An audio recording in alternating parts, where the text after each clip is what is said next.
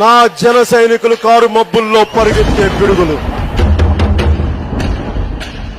అవినీతి వ్యవస్థని ముంచేసే ఉధృత జలపాతాలు, దౌర్జన్యాన్ని చీల్చి చెండాడే ఉదుమ సింహాలు నా జన సైనికులు.